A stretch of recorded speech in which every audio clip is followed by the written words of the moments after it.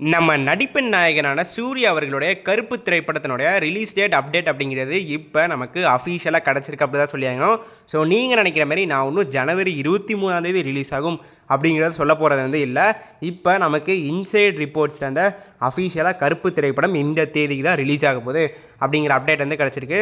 So ஏன் வந்து இந்த தேதியை முக்கியமாக கருப்பு திரைப்படம் செலக்ட் பண்ணியிருக்காங்க அப்படிங்கிறத பார்த்தா இந்த வீடியோவில் நம்ம கிளியராக டிஸ்கஸ் பண்ண வரோம்.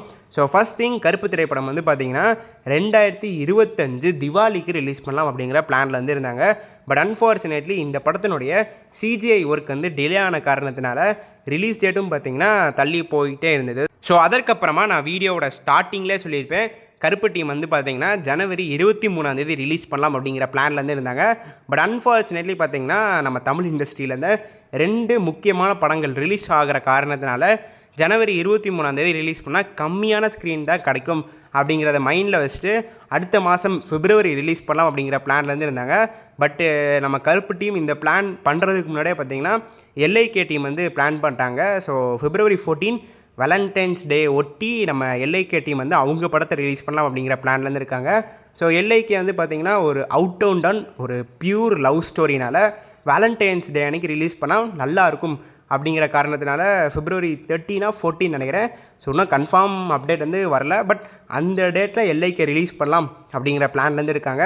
ஸோ அதனால் எதுக்கு நம்ம தேவையில்லாமல் ஒரு ஜூனியர் ஆர்டிஸ்ட்டோட கிளாஸ் விட்டுக்கிட்டு அப்படின்னு சூர்யா அவர்கள் ஒரு மரியாதை கொடுத்து நம்ம பிப்ரவரி ரிலீஸ் பண்ண வேண்டாம், நம்ம பிரதீப்போட படம் ரிலீஸ் ஆகினா கரெக்டாக தான் இருக்கும், அது மட்டும் இல்லாமல் வேலண்டைன்ஸ் டே அன்னைக்கு இந்த படம் ரிலீஸ் ஆனால் தான் கரெக்டாக இருக்கும் அப்படிங்கிறத மைண்டில் வச்சுட்டு பிப்ரவரி நம்ம படம் வர வேண்டாம் அப்படிங்கிறனால மார்ச் மாதம் 19 கருப்பு திரைப்படம் வந்து வருது.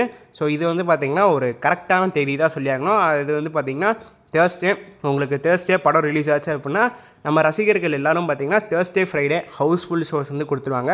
சாட்டர்டே சண்டே வந்து உங்களுக்கு ஃபேமிலி ஆடியன்ஸ் வந்து வந்துடுவாங்க.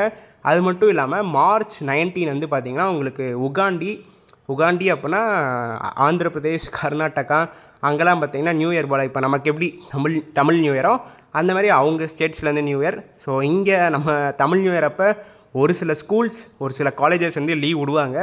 பட் அங்கே வந்து எப்படின்னு தெரில, மேபி அந்த ஸ்டேட்லேருந்து ஏதாவது வியூவர்ஸ் நம்ம வீடியோ பார்த்துட்டுருக்கீங்க அப்படின்னா அந்த தேதிக்கு ஸ்கூல் காலேஜஸ் ஏதாவது லீவ் விடுவாங்களா இல்லையா உங்களுக்கு ஏதாவது தெரிஞ்சால் கீழே இருக்கிற கமெண்ட் பாக்ஸில் கமெண்ட் பண்ணுங்கள். ஸோ மார்ச் 19 வந்து பார்த்திங்கன்னா உங்களுக்கு உகாண்டி. ஸோ மார்ச் 19, 20 பார்த்திங்கன்னா உங்களுக்கு கன்ஃபார்ம் ஃபேன்ஸ் எல்லோரும் பார்த்திங்கன்னா ஹவுஸ்ஃபுல் ஷோஸ் வந்து கொடுத்துருவாங்க. 2021 வந்து ஃபேமிலி ஆடியன்ஸ் கவர் பண்ணிடுவாங்க. இந்த 4 நாளே பார்த்திங்கன்னா படம் அப்படிங்கிறது பாக்ஸ் ஆஃபீஸ் வைஸாகவும் நல்லா பிளாக் பஸ்டர் ஆயிரும்.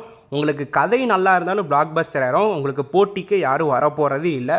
பிகாஸ் கருப்பு திரைப்படத்தினுடைய கதைக்கு மேலே அவ்வளோ எக்ஸ்பெக்டேஷன்ஸ் வந்து இருக்குது.